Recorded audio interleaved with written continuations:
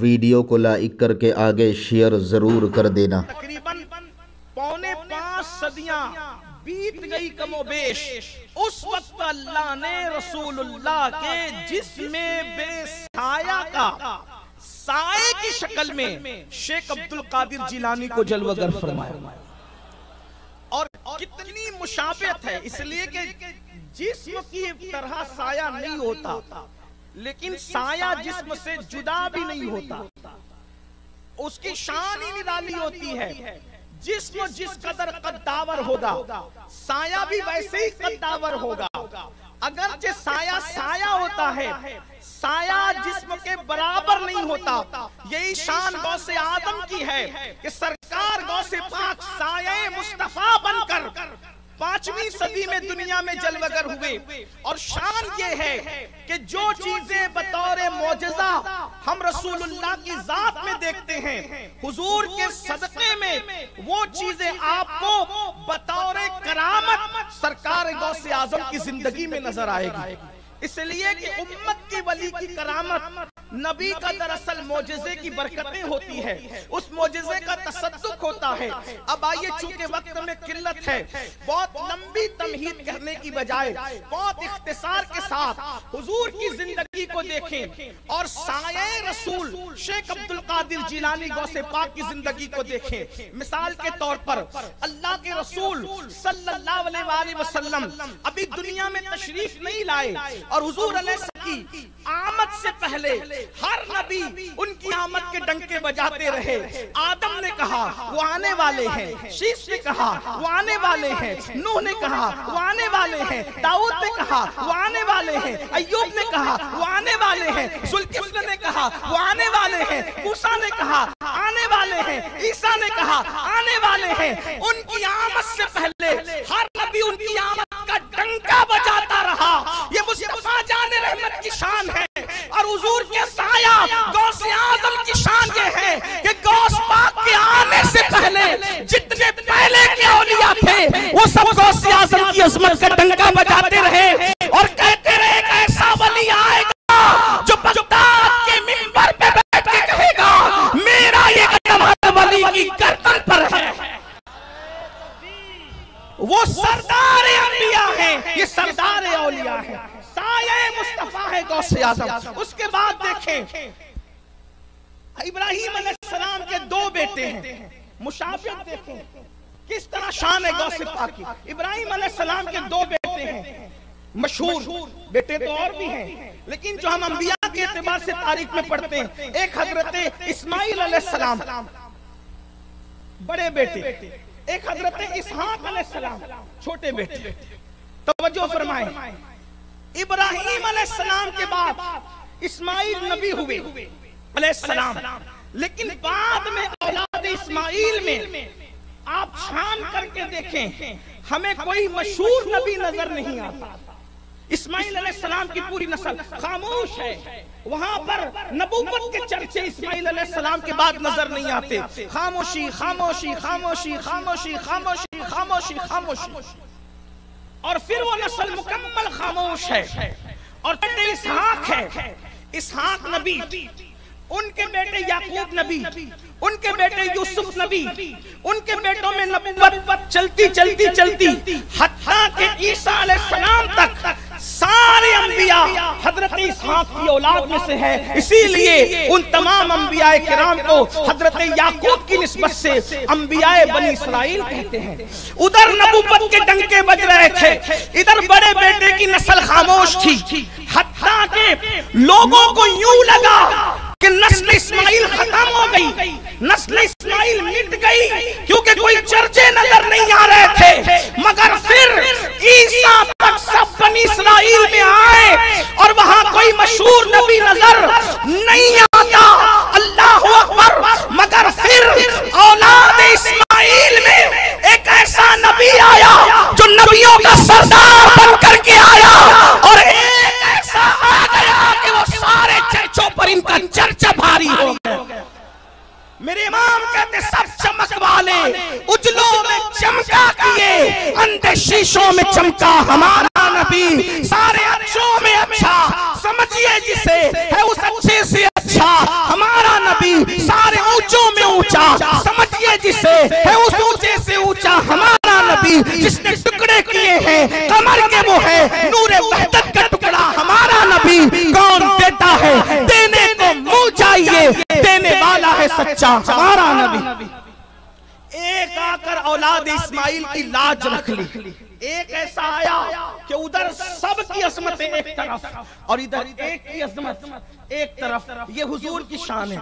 हुजूर के भी दो बेटे, अबना के तहत हुजूर के भी दो बेटे, इमाम हसन और इमाम हुसैन। हजरत कासिम इब्राहिम भी बेटे हैं, लेकिन अबना के तहत कर रहा हूँ। कुरान ने कहा अबना आप सूरह आल इमरान को पढ़ते हैं, मुहर्रम शरीफ में बार बार जिक्र सुनते हैं। और फिर इमामत बड़े बेटे इमाम हसन इमाम हुए, लेकिन बाद में बहैसियत इमाम मनसबे गौसियत के एतबार से बज़ाहिर इमाम हसन के बाद फिर कोई इमाम नजर नहीं आता। हालांकि हम अहले सुन्नत के अकीदे में सिर्फ नबी के घर में 12 इमाम नहीं है, बल्कि हम अहले सुन्नत के अकीदे में नबी के घर का बच्चा बच्चा इमाम है। मेरे इमाम कहते तेरी नस्ल पाक में है बच्चा बच्चा नूर का, तू है ऐने नूर, तेरा सब घराना नूर। लेकिन इस्तिलाह के एतबार से, शोहरत के एतबार से, बात की जाती है उसके एतबार से इमाम हसन के बाद हजरते हसन मुसन्ना, अब्दुल्ला अल-महज, ये सब लोग बड़े बुजुर्ग रहे, लेकिन इमामत और गौसियत के एतबार से इनका नाम सामने नहीं आता। लेकिन दूसरे जो छोटे बेटे हैं, इमाम हुसैन इमाम, ज़ैनुल आबिदीन इमाम, मोहम्मद बाकिर इमाम, जाफर सादिक इमाम, मूसा कासिम इमाम, अली रजा इमाम, हजरत तकी इमाम, हजरत नकी इमाम, हसन अस्करी इमाम। इमामत और गौसियत छोटे शहजादे की नस्ल में चलती रही। जैसे उधर नस्ल इस्माइल खामोश थी, वैसे यहाँ नस्ल हसन खामोश रही। और उधर हुसैन पाक के छोटे बेटे की औलाद में गौसियत के डंके बजते रहे। गौस अली मुर्तजा के बाद गौस के मनसब पर इमाम हसन फाइज हुए, उनके बाद गौस के मनसब पर इमाम हुसैन, उनके बाद मैंने जिन इमामों के नाम लिया वो सब अपने अपने वक्त के गौस हुए, मकाम गौसियत पर फाइज हुए। लेकिन इमाम हसन अस्करी तक सब इमाम हुसैन की औलाद में हुए। लोगों को यूं लगा नस्ल हसन कहाँ है, लेकिन 5वीं सदी में उसी सीरत का पहलू जाहिर हुआ। वहां एक आया और सबके डंकों पर भारी हो गया। यहाँ एक हसन की नस्ल में पैदा हुआ और फिर गौसियत के उस मकाम पर फाइज हुए। फरमाते हैं सबके सूरज निकल करके डूब गए, अब्दुल कादिर का सूरज क़यामत तक चमकता रहे।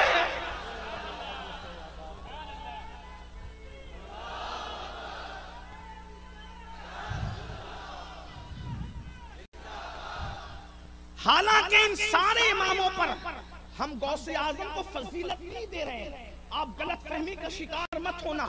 मैं यहाँ पर मुशाबिहत बयान कर रहा हूँ कि क्या शान है गौसियत में आपकी। फिर देखें रसूलुल्लाह जब तशरीफ लाए तो हुजूर की नबूवत क़यामत तक है, रिदाए नबूवत क़यामत तक है। कोई 2 साल, कोई 5 साल, कोई 10 साल, कोई 20 साल, कोई 50 साल, कोई 100 साल, कोई 900 साल, सबकी नबूवत का दौर एक महदूद रहा। इन्होंने कलमा पढ़ाया, फिर दूसरे उन्होंने पढ़ाया, फिर दूसरे उन्होंने पढ़ाया। लेकिन जब हुजूर आ गए अब किसी का कलमा नहीं पढ़ा जाएगा। अब क़यामत तक हुजूर की निदाए नबूवत रहेगी। तो साये मुस्तफा गौसे पाक को ये शान मिली जब इमाम हसन अस्करी के बाद ये मनसबे गौसियत शेख अब्दुल कादिर जिलानी को अता हुआ। अब क़यामत तक इमाम महदी के ज़ुहूर तक अब ये मनसब किसी के पास नहीं जाएगा। क़यामत तक ज़ुहूर मेहदी तक ये मनसब सरकार गौसे पाक के पास रहेगा। इसलिए मेरे इमाम कहते हैं वो नाफिज है तेरा, खामा मेरा, सैफ तेरी, दम में जो चाहे करे, दौर है शाखा तेरा। आपकी रिदाए विलायत और गौसियत कितनी कितनी अजीम है।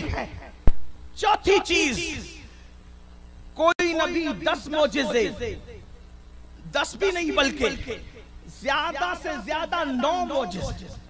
हजरत मूसा अलैहिस्सलाम के मोजिज़ात की तादाद कुरान 9 बयान करता है। 9, किसी को 8, किसी को 4। अल्लाह अकबर, सब अलग अलग मोजिज़ात लेकर आए, लेकिन एक उनके मोजिज़ात की हद थी, हद। उनके मोजिज़ात गिने जा सकते थे, चुने जा सकते थे, बयान किए जा सकते थे। मगर जब खातमुन नबीयीन तशरीफ लाए, जब खातिमुन नबीयीन तशरीफ लाए, तो हुजूर चंद मोजिज़ात लेकर नहीं आए। हर नबी शान वाला है, मगर हुजूर मोजिज़ा लेकर नहीं बल्कि मोजिज़ा बनकर तशरीफ लाए। उठते हैं तो मोजिज़ा, बैठते हैं तो मोजिज़ा, चलते हैं तो मोजिज़ा, बोलते हैं तो मोजिज़ा, तबस्सुम करे तो मोजिज़ा, तकल्लुम लवा हो तो मोजिज़ा, चले तो मोजिज़ा, सोए तो मोजिज़ा। हद तो ये है, हुजूर की शान ये है, लोग सो जाते हैं तो नींद में लोगों के बाल बिखर जाते हैं, मगर सीरत निगार लिखते हैं हुजूर इस शान से सोया करते थे कि नींद में भी हुजूर की जुल्फें कभी बिखरा नहीं करती थी। हुजूर जब नींद से बेदार होते थे तो हुजूर का वुजू नहीं टूटता था। हुजूर जब नींद से बेदार होते थे तो शान ये थी, ऐसा लगता था कि जैसे हुजूर सज संवर करके उठे हैं। अल्लाह अकबर, हुजूर की जुल्फें क्यों नहीं बिखरती थी नींद में? तो मेरे इमाम उसका फलसफा यूं बयान करते हैं, बड़ी शान से कहते हैं, शान है पंजे कुदरत तेरे बालों के लिए, शान है पंजे कुदरत तेरे बालों के लिए, कैसे हाथों ने संवारे हैं तुम्हारे कैसो, और तेल की बूंदे टपकती नहीं बालों से रज़ा, सुबह आरिश पे लुटाते हैं सितारे कैसो। हुजूर अलैहिस्सलाम लम्हा लम्हा मोजिज़े का ज़ुहूर हो रहा है। और साये मुस्तफा गौसे आज़म, वलियों में किसी ने 2 करामतें, 4, पूरी जिंदगी किसी से करामत का ज़ुहूर भी नहीं हुआ, लेकिन गौसे पाक के बारे में इब्ने तैमिया जैसा शख्स लिखता है। इब्ने तैमिया कौन है? आप अपने इमामों से, उलमा से जाकर पूछिए। अहले बिदअत का सरगना ये शख्स था, अपने वक्त का बड़ा आलिम, लेकिन उसने भी लिखा कि शेख अब्दुल कादिर जिलानी की करामतें हद्दे तवातुर को पहुंची है। और बुजुर्गों ने लिखा कि जैसे बारिश बरसती है और उसको शुमार नहीं किया जा सकता, कतरा दर कतरा बारिश बरसती है। हम जब गौसे पाक को देखते थे तो सरकार गौसे पाक से जैसे बारिश आसमान से बरसती है, वैसे गौसे आजम से बारिश की तरह करामतों का सुदूर हुआ करता था, करामतों का ज़ुहूर हुआ करता था। सबसे ज्यादा किसी की सीरत में नबियों में लिखा गया है तो रसूलुल्लाह की सीरत में लिखा गया है। किताबें वलियों में सबसे ज्यादा किसी की जिंदगी पर है तो सरकार गौसे आजम की जिंदगी पर है।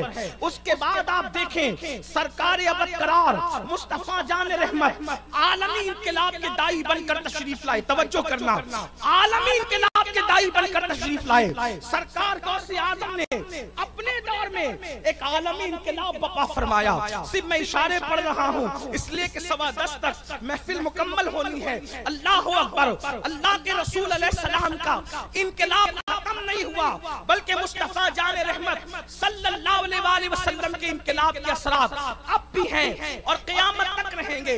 लेकिन अल्लाह अल्लाह, सरकार गौसे पाक भी एक आलमी इनकलाब के दाई बनकर के तशरीफ लाए और आपने आलमी सतह पे इनकलाब बर्पा फरमाया। फिर सारे नबियों में सबसे ज्यादा अगर किसी की उम्मत है तो मुस्तफा जान रहमत की उम्मत है, और सारे वलियों में सबसे ज्यादा अगर किसी के मुरीदीन है तो शेख अब्दुल कादिर जिलानी गौसे पाक के मुरीदीन है। कोई सिलसिला अरब में है, अजम में नहीं, अजम में है, अरब में नहीं, शाम में है, यमन में नहीं, यमन में है, शाम में नहीं। एक सिलसिला कादरिया ऐसा है कि मशरिक से लेकर मगरिब से लेकर जुनूब तक अगर किसी सिलसिले के डंके बज रहे हैं तो वो गौसे आज़म का सिलसिला कादरिया। आप देखें फिर हर नबी पर फैजान है मुस्तफा जान रहमत।